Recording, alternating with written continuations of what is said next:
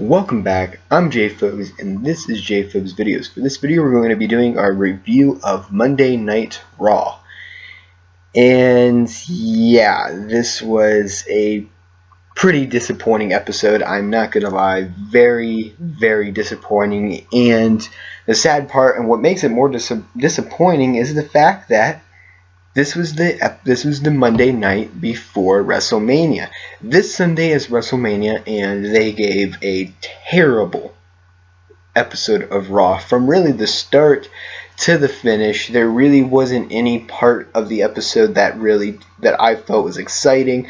The wrestling matches were dull, the feuds were boring as hell, and that's disappointing. This is the second pay-per-view in a row where the Monday Night Raw before the pay-per-view sucks. And that shouldn't be.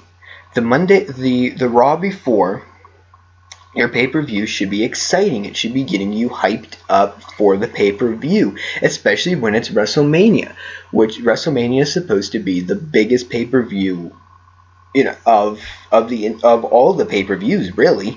And to have an episode like this, it's just really disappointing. But enough of that. Let's actually start getting into the review. Our first event of the night is a Sting promo, and this probably was the best moment of the night. For the first time ever, Sting kicks off an episode of Monday Night Raw, and it wasn't as exciting as I was hoping for, but it was awesome to see Sting inside the ring once again. But yeah, it just, there really wasn't any suspense. There really wasn't any anything interesting that really happened besides this being his first Monday Night Raw where he actually kicks it off.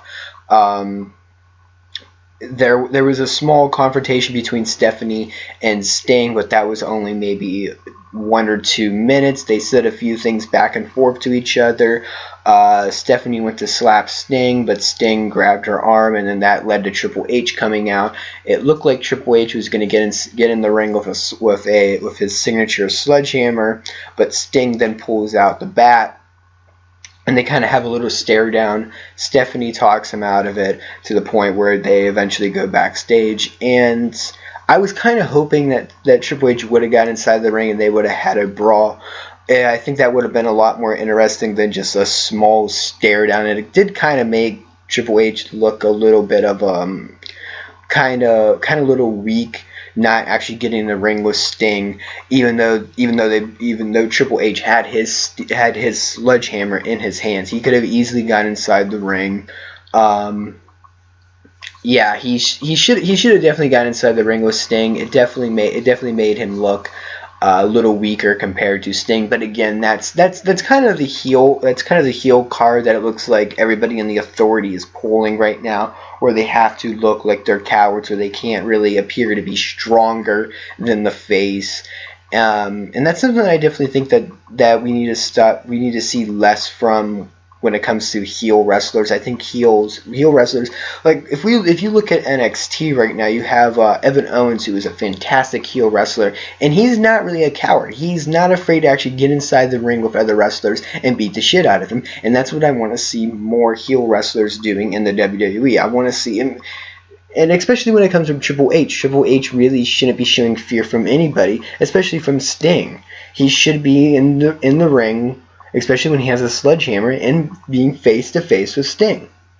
But it wasn't a bad opening segment. It definitely beats the 20-minute promos where the Authority just goes on and on and on about total nonsense. So that was good.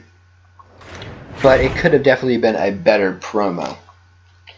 Like I said, this was definitely the most interesting moment of the night. Can't really get more exciting than this, sadly. So our first actual match of the night is Dean Ambrose and R-Truth versus Stardust and Luke Harper. The one thing I do want to say is Dean Ambrose and R-Truth actually make a pretty good team. I think they actually have some type of, I think the right word would be chemistry going with each other right now. I think it's because they both kind of have this crazy wrestling style. Not so much R-Truth, but Dean Ambrose definitely. Their wrestling style just fits each other. I don't know what it is about them, but they definitely have some type of chemistry going with each other.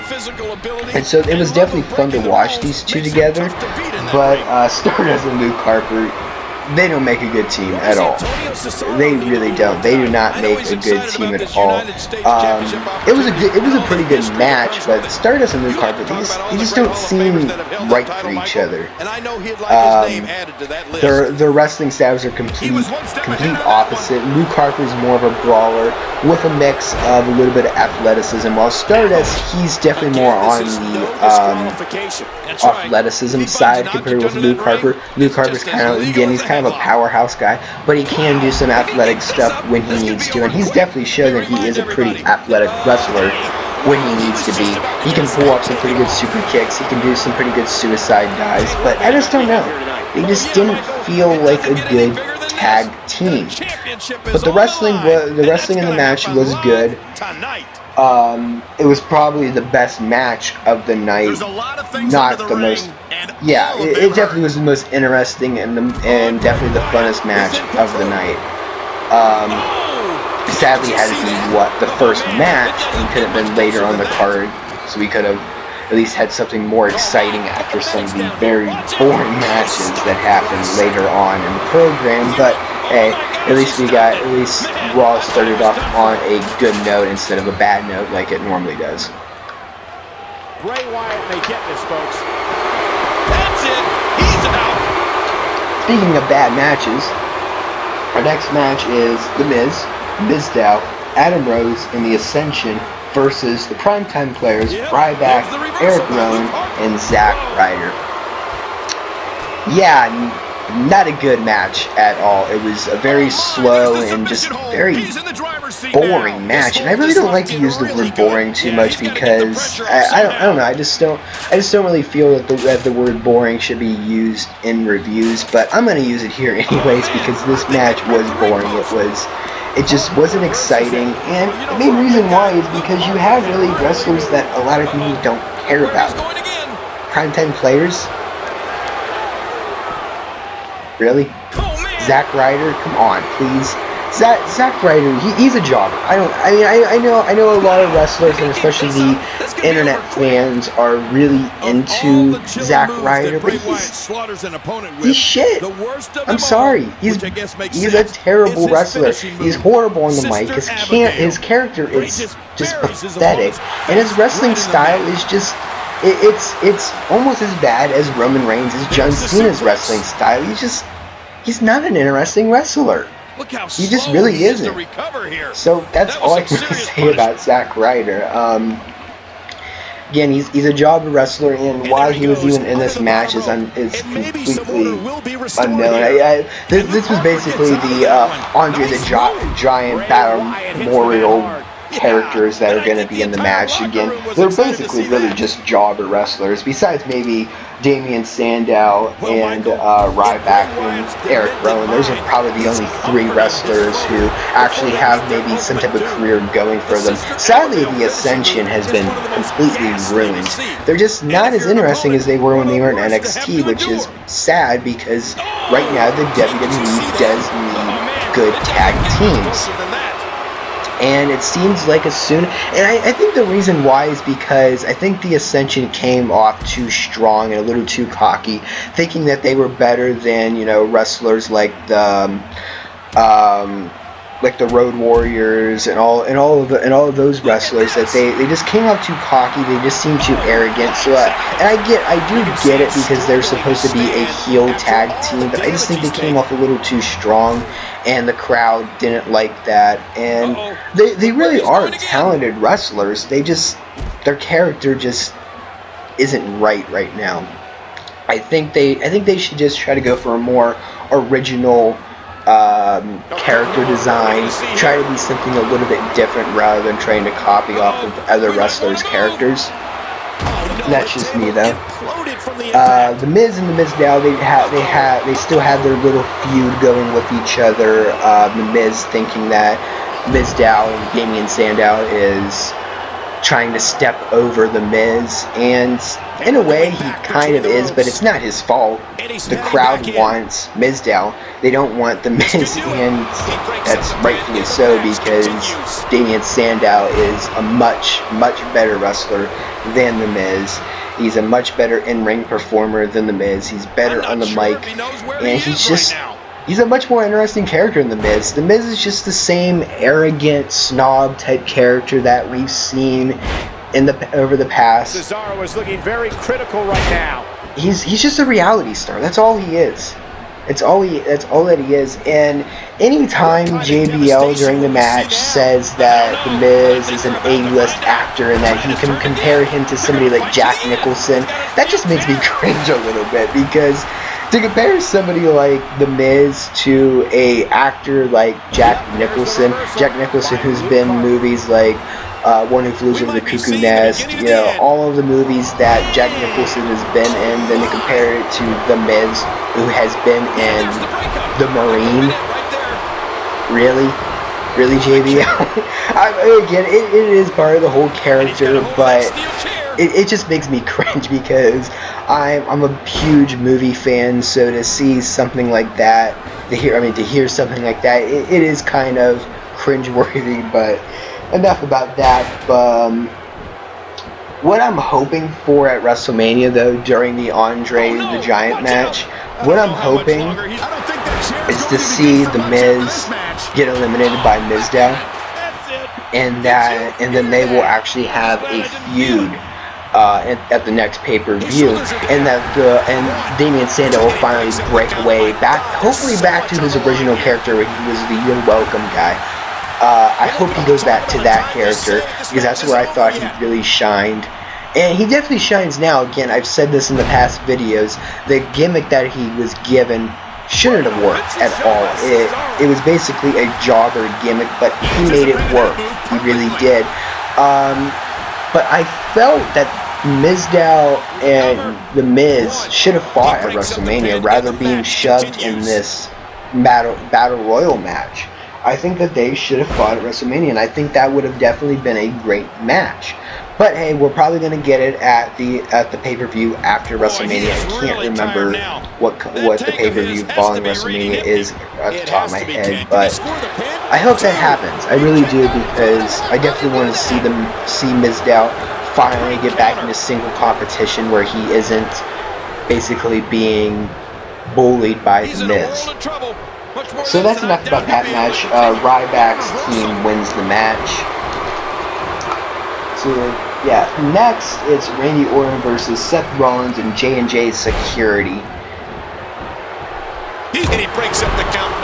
Yeah. Once again, just a really bad match. I mean, who in the right? Why would you vote for Seth Rollins and J&J Security? I get that we want to see Randy Orton fight Seth Rollins, but you should know that Seth Rollins, if he has J&J Security with him, he's not going to get in the ring with Randy Orton. He's not going to do it. Why would he risk getting in the ring with Randy Orton when he knows that this Sunday he's going to have a match with Randy Orton? Why would you do that? I don't get that. I mean, of course, nobody's going to vote for Randy Orton to go up against somebody like The Big Show, because that could hurt Randy Orton for this Sunday, and same with somebody like Kane.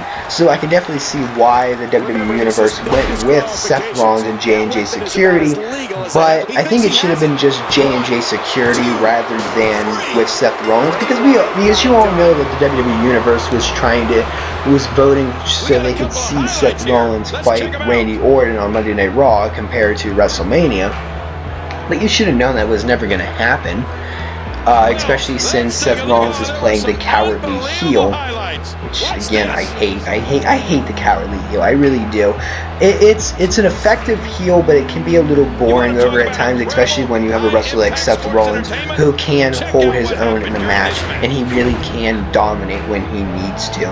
So for Seth Rollins, the cowardly heel really doesn't work. He's definitely pulling it off, but I think he should be given more. He should basically be given more of a Brock Lesnar type heel, where he's not afraid to be in the ring with his opponent. He's not afraid to stare them down. He's not, you know, that's what he should be. He shouldn't be the type of heel who, when the opponent goes to face them, they run out of the ring, or that they send in their basically bodyguards to fight off their opponent. That's just how I feel about Seth Rollins. Again, he's a fantastic wrestler. He really is, but it's just his heel character just isn't working. He's pulling it off, like I said, though, but I just think he should be having a better heel character. So Randy Orton, Randy Orton wins that match, of course. I mean, you knew from the beginning that Randy Orton would end up winning that match, unless, Randy Orton's RKO. Yeah, Randy Orton's going to win the match on the Mac either way. So next we have Paige versus Nikki Bella for the Divas Championship, and I was really hoping Paige would end up winning this match, but sadly Nikki wins it. Besides Dean Ambrose and R-Truth versus Stardust and Luke Harper, this was the second best match of the night, and I'm shocked that I'm actually saying that about a women's match, but yeah, this was the second best match of the night. It actually had some suspense. It actually had, this could have been a match at WrestleMania. It was exciting. It was definitely a pay-per-view quality match. There was some drama involved in the match. And really, out of all of those feuds and all of the storylines, this one was the only one that actually felt like there was going to be a feud heading into WrestleMania, but it really wasn't with the wrestlers we were expecting to have a feud with WrestleMania. What ends up happening in the match is Paige looks like she's about to win the match. Nikki ends up kicking out, and then they actually both end up spilling out outside the ring, and it looks like Brie's about to move on Paige, but AJ's back, and thankfully she's back. It's Paige and AJ are really the only two good divas on the roster, but anyways, she grabs Brie, slams her head against the floor, and it looks like Paige is like trying to maybe calm AJ down so that Paige maybe won't get disqualified. And I think what happened was AJ mistakenly thought that Paige was Nikki trying to defend her sister, and she ends up elbowing Paige. And then that was enough to get Paige distracted for Nikki to come in and basically blindside Paige, basically almost knocking her out cold. Nikki gets Paige back in the ring. She then does her finisher. I can't remember the name of her finisher. Again, that shows how much I actually pay attention to the Diva matches. But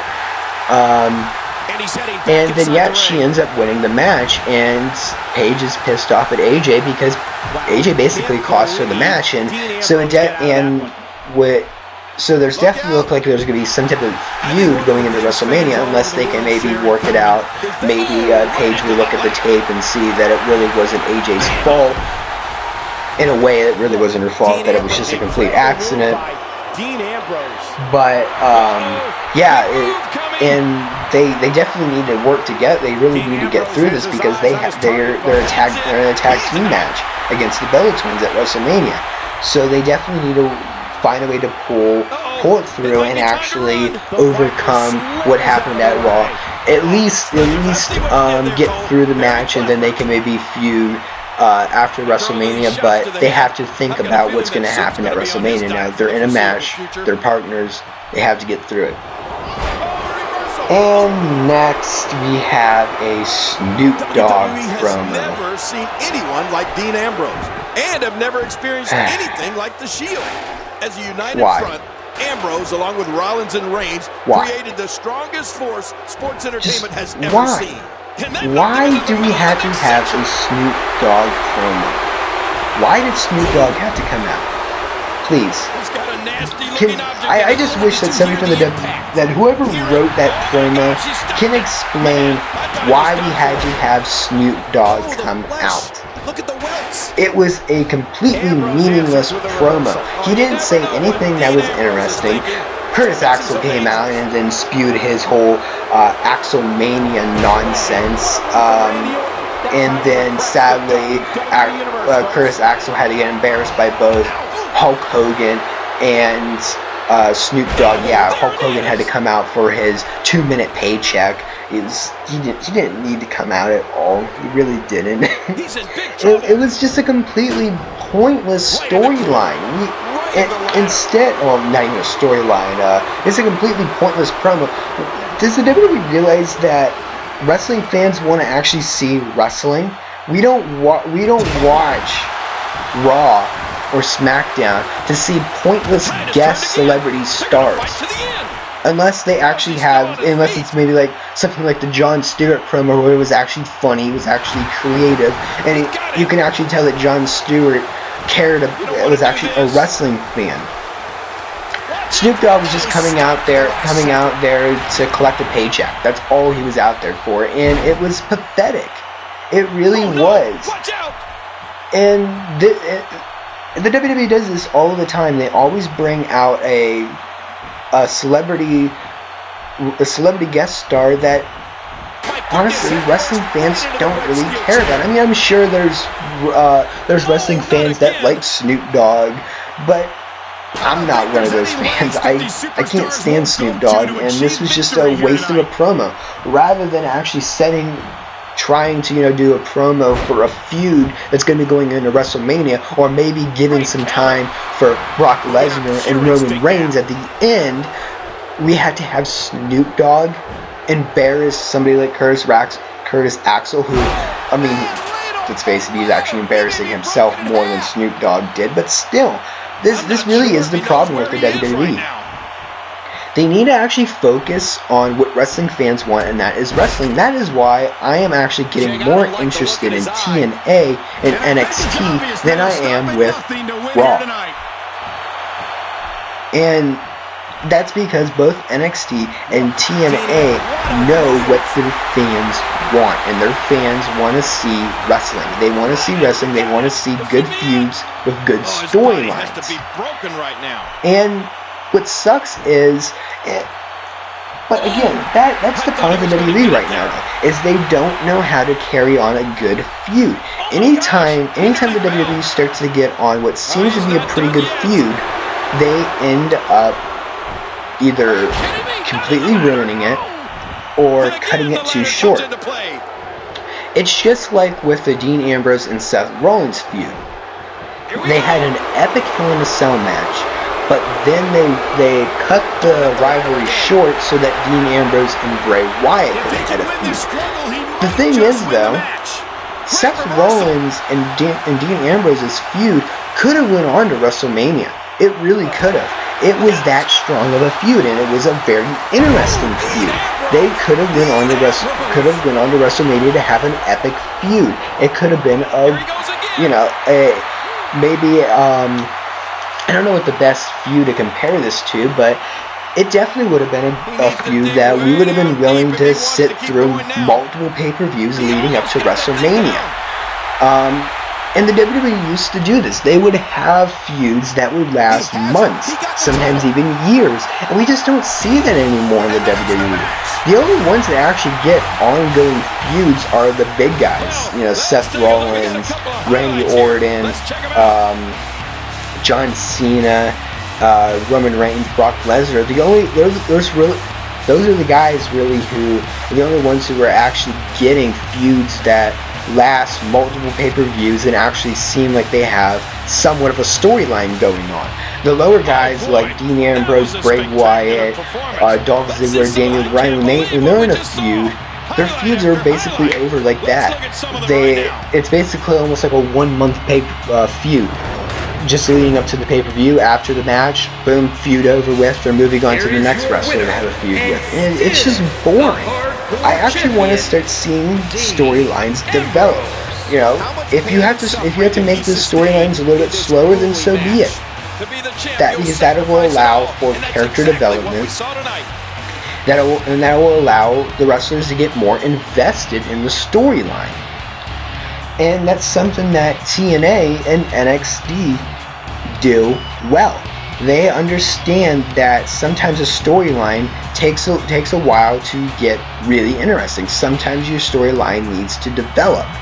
And it's really, like for instance, with TNA, there's been a really good feud with two wrestlers, Rockstar Spud and ETC, I believe that's his name. And the last episode of TNA, they had an epic hair versus hair match, and it was great. And this feud has been going on for months, for basically since like January. And it seems like their feud is going to continue, and that's something that the WWE needs to start doing. The WWE needs to start realizing that sometimes feuds need to go on, that it can't just be a one pay-per-view thing, because really, like I said before, Dean Ambrose and Seth Rollins feud could have went on to WrestleMania.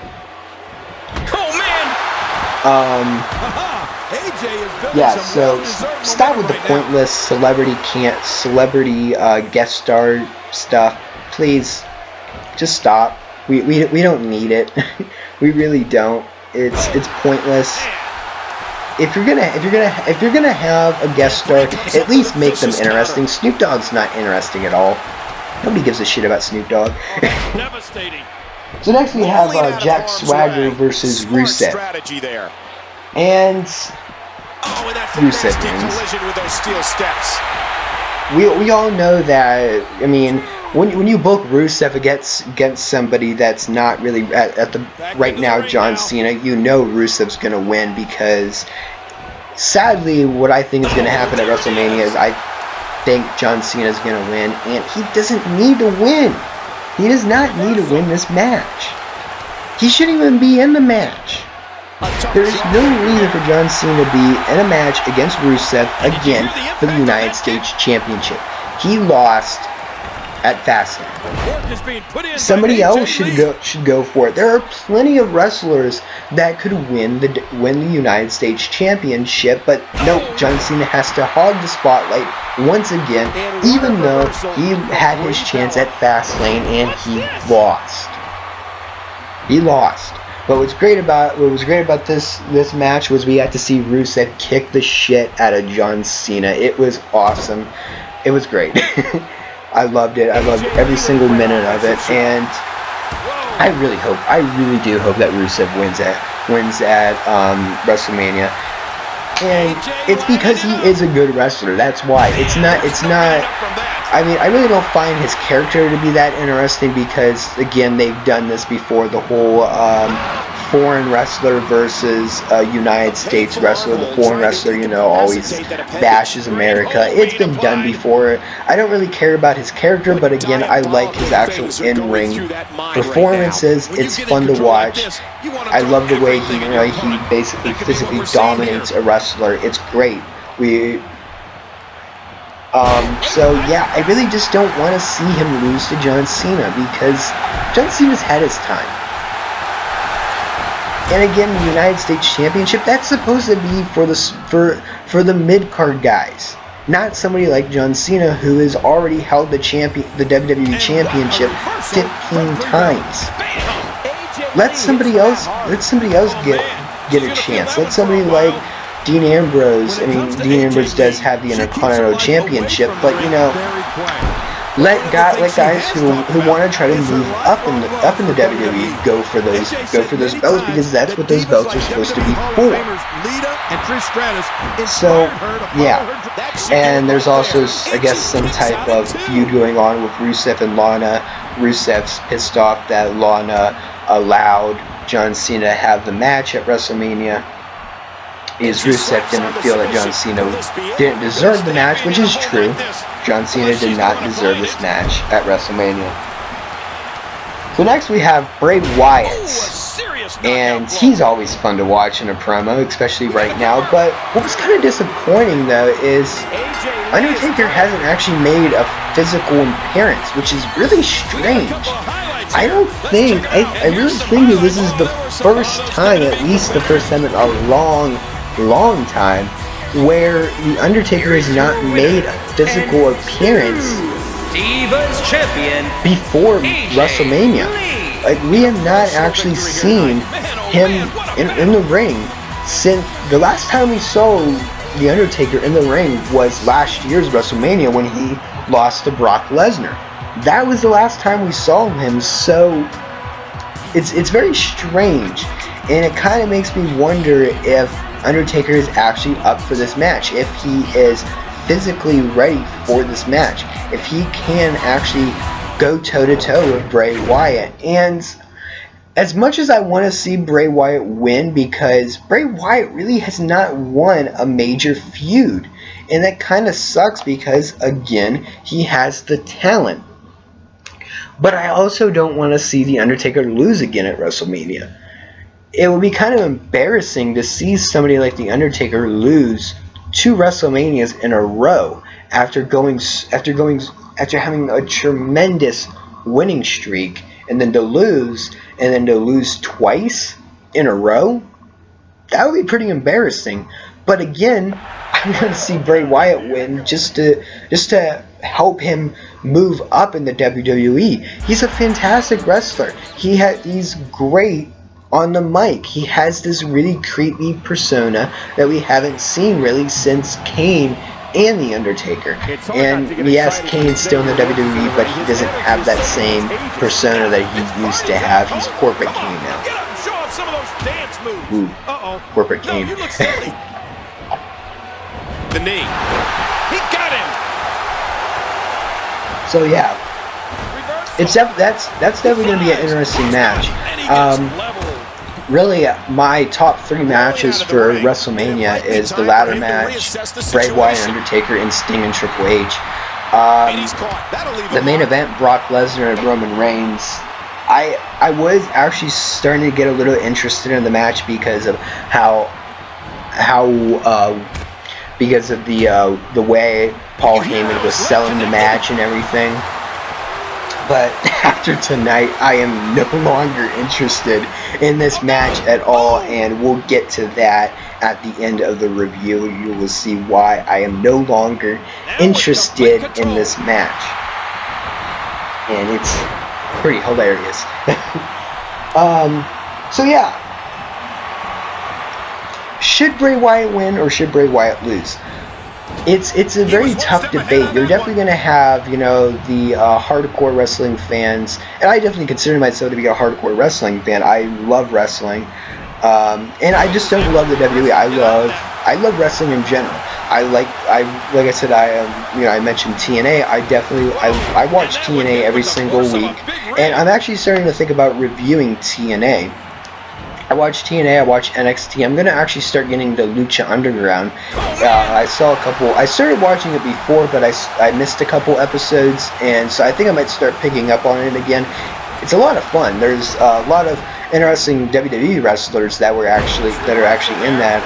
You got Eddie Guerrero, Johnny Morrison, but I believe he's actually going under a different name. There's a couple other WWE guys in it as well, but it's a different style than the WWE because it's more lucha based. So there's a lot more high flyers. So yeah, but I'm thinking about starting to review TNA as well with Raw reviews, and I think I'm starting to get to the point where I might start reviewing NXT as well. I've been watching enough of it and starting to know people's names and starting to see what type of feuds they've gotten into over the past. So I think I have enough information to start reviewing it. But like I was saying though, you're going to have the hardcore wrestling fans who think that Undertaker shouldn't lose, and then you're going to have, the Bray Wyatt fans who think that Bray Wyatt should win. And I'm kind of in the middle. I think both definitely deserve the win. I really do. I think Bray Wyatt deserves the win, but I also think Undertaker deserves the win. So we'll have to see We'll have to see what happens this Sunday. After all of these shots to the head, I've got a feeling that Soup's going to be on his diet for the foreseeable future. So next we have Dolph Ziggler versus Daniel Bryan. And he saw that one coming. I was expecting a better match. I really was. When you have two wrestlers like Dolph Ziggler and Daniel Bryan, two wrestlers who can fight, who have pulled off some tremendous matches in the past, you're expecting a longer and a better match, but it was kind of weak. It just, I don't know. I just was not expecting this from these guys. I was expecting something better. And I just don't have the right words to explain this match at all. I was kind of out of it during this match. I wasn't invested in it.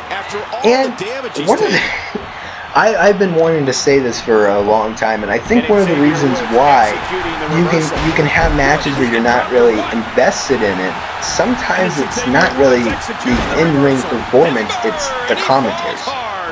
See, the job of a commentator is to call what's happening inside the ring, and it is supposed to keep the people who are watching on television interested in what's happening in the match.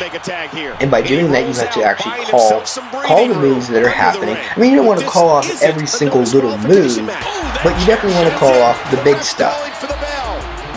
And the problem right now is the commentary team sucks. And like I said, I've been wanting to say this for the past couple of videos, but I just haven't really had the time, and I have plenty of time in this video. The commentary team is just awful, especially compared to the commentary teams that we used to have, and the reason why is because they don't call what is happening. All they do is argue between each other. That's all they do. There's constant arguments between them. It's annoying. I don't care. I mean, you constantly have like JBL saying something stupid, then followed by Michael Cole saying something stupid, or then they say, oh, you can watch WrestleMania on the WWE Network for $9.99. I mean, it's constant either arguing or they're promoting the WWE Network, and it's annoying. I think Jim Ross, I mean, he was a tremendous commentary. He's definitely probably one of the best commentators in the WWE. He would actually call the matches, like a commentator is supposed to do. I mean, when you watch a baseball game or a basketball game or any sporting event, what are they doing? They're calling what is happening. When a pitcher throws a pitch, they say, I can't really like the exact words they say at the top of my head right now, but when they hit the ball, they say it's a foul ball. Again, I can't remember everything on the top of my head, but they're calling the matches, not the matches, but they're calling the action that is happening to keep the viewer interested. And you have to do that, especially when it's a television audience, because it's different when you're actually at the live event, because you have the crowd to keep you invested in everything, because it's a lot more exciting when you're actually there than you're watching it on TV. So you have to have the commentary team to keep you interested, but when they're just arguing between each other about stupid stuff, it's not getting the viewer invested. Go watch TNA or NXT, and the commentary teams actually call the matches. Just look at this. And it's a lot more exciting. From that move. So that's all I really wanted to say about that. So finally we have Brock Lesnar and not really Brock Lesnar, but Paul Heyman once again selling the match, basically going on about how Roman Reigns can't beat Brock Lesnar, and he was basically going on about how last year everybody said that Brock Lesnar can't beat The Undertaker, and then Paul Heyman said he will, and then Brock Lesnar did. And this then leads to Roman Reigns coming out, and there goes Rollins. Oh man, Rollins was it led nowhere. absolutely nowhere. It led to basically a tug of war over the belt. Yes, Brock Lesnar and Roman Reigns were literally having a tug of war over the championship belt. It was pathetic. This is how they ended Monday Night Raw. Literally. It literally ended with both of them having a tug of war over the belt. Just think about being Triple H's opponent. Yeah, okay. One of the monikers this man enjoys. That is how you end the Monday Night Raw before WrestleMania with the main eventers having a tug of war over the championship belt. It's pathetic. Why not a brawl? This is really the first time that Brock Lesnar and Roman Reigns have had a face-to-face confrontation inside a WWE ring. So why not have like some type of brawl? I mean, you've been leading up to it, really. I mean, what was the point of really having Brock Lesnar there? Just so he can have a tug of war over the championship belt with Roman Reigns? Come on, I wanted to see Brock Lesnar F5 Roman Reigns right there. That would have been a lot more interesting than seeing just terrible. I mean, and like I said before, and the whole tug of war thing is really what made me lose my interest over this feud, because it just ended in a very boring way. Again, I'm using the word boring again, but it's necessary here. I mean, why couldn't we have like a contract signing? That would have been interesting. Contract signings always end in an interesting way. It always ends up in some type of brawl. Why couldn't we have had that?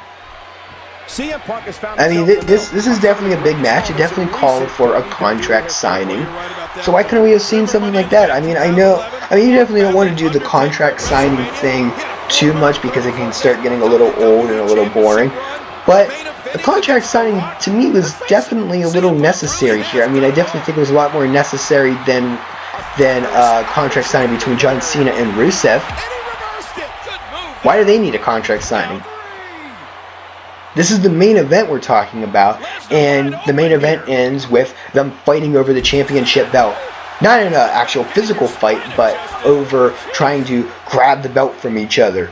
Yeah, because that's really what I want to see Brock Lesnar and Roman Reigns do before their big epic match. So, yeah, this is going to be a terrible match. I'm calling it.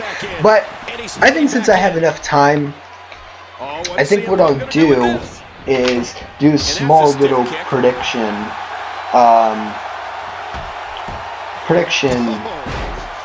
for this Sunday. Let me just pull up WWE.com real quick. I can't remember all the matches that are going to happen. So I was actually going to do a separate video, but this is actually a 51-minute video, and I'm only on the 42-minute mark.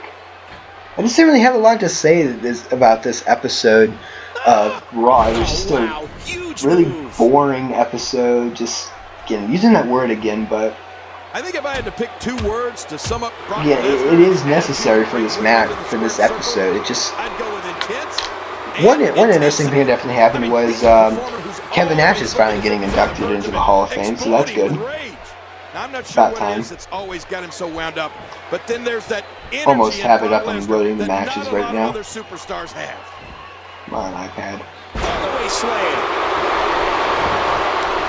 Alright, so I don't know if this is actually going to be in order, but the Andre the Giant Memorial Battle Royal, I'm actually not sure who I think is going to win this match. I'm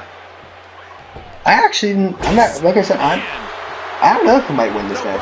What I do think is, like I said, what I do think is going to happen, though, is I think Mizdow is going to end up eliminating The Miz, which will lead to a feud. So I actually think that Mizdow might win it. That's what I'm going to put my money on. I'm going to put Mizdow wins it. So the Intercontinental title ladder match. This is another tough decision because each one of them definitely deserves the belt. I'm going to go with Dean Ambrose. Why? Because Dean Ambrose is awesome. Yeah, like I said, each one of them definitely deserves it. I would like to see Bad News Barrett hold on to it a little bit longer, since he really didn't actually, have possession of the belt for the past 6 weeks. But yeah, I want to see Dean Ambrose with another belt, and especially since he got screwed at Fastlane because Bad News Barrett had to be a little bitch and run out and get himself disqualified. So yeah, I think Dean Ambrose is going to win that match. I don't believe the destruction we're next, Undertaker versus Bray Wyatt again. Oh God, this is tough. This is tough. Look at CM Punk here. I'm gonna go with Bray Wyatt. I really am. I'm gonna go with Bray Wyatt. I just don't think Undertaker is physically strong enough to compete with Bray Wyatt at this point. So I'm gonna go with Bray Wyatt. And we're going back between Rusev versus John Cena. I want to say Rusev, but I'm pretty sure that John Cena is going to win this match. So yeah, I'm going to go with John Cena. AJ Lee and Paige versus the Bella Twins. After what we saw on Monday Night Raw with Paige and AJ basically feuding, I think the Bella Twins are going to win this match. They don't deserve to win against somebody like AJ and Paige, but I think that's what's going to happen. Oh, and thank God they haven't been promoting Total Divas. Thankfully. Randy Orton versus Seth Rollins. I'm going to put my money on Randy Orton. And will this be it? Fatal 4-way match. Oh yeah, this is the tag team match. I'm going to go with Tyson Kidd and Cesaro. Brock Lesnar versus Roman Reigns. Here's what I think is going to happen. I think Paul Heyman is going to turn on Brock Lesnar.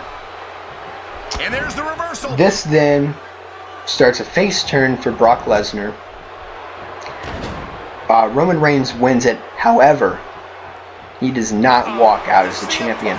I think Brock Lesnar is going to be pissed. He ends up hurting Roman Reigns. Seth Rollins comes out, cashes in, he walks out as champion. That is what I think is going to happen. Roman Reigns wins, but Seth Rollins will be the champion on Raw. Sting versus Triple H. I think Sting is going to win. I think it makes sense for Sting to win this match. I think that's what's going to happen. It makes sense for Sting to win. So that's actually all the matches on the card. So will this be a pretty good WrestleMania? I think it will be. It's a pretty good match card, even though the feuds haven't been as interesting as they have been in the past. The talent of wrestlers that you have on the card should be enough to actually make it a pretty good match. I think the only weak match is going to be Brock Lesnar versus Roman Reigns. I think that's really going to be the only, and possibly Bray Wyatt versus The Undertaker. Again, we really don't know if The Undertaker is physically strong enough to compete in this match. I hate to say it, but we really don't know. Hopefully he is, though, because I really don't want to see another Brock Lesnar versus Undertaker style match where Undertaker basically gets the shit beat out of him the entire match. That's all I really have to say for this. That's actually it for this video. What I'll do is I'll sign out and I'll just let the rest of the video run on. So yeah, if you like this video, please like, comment, and subscribe. This is Jay Phobes signing out.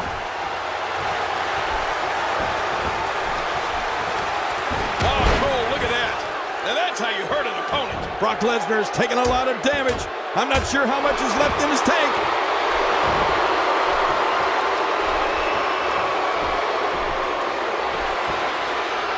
Hey, he's going for it again.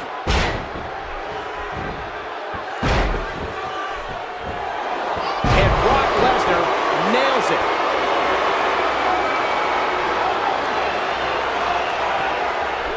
Boy, he is really tired now. That tank of his has to be reading empty. It has to be, King. But I still don't see him giving up. Stay down! Stay down! Wait a minute! Lesnar setting it up again. F5, Lesnar plants it again.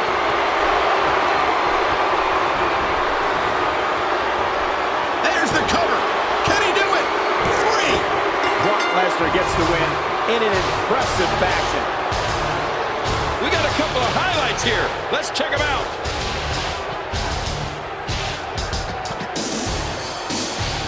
And here's some highlights from the matchup.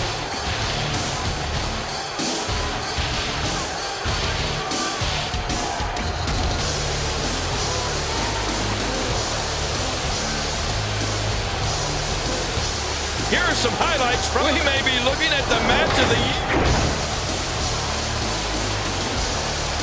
Here is your winner, and still WWE World Heavyweight Champion, Brock Lesnar.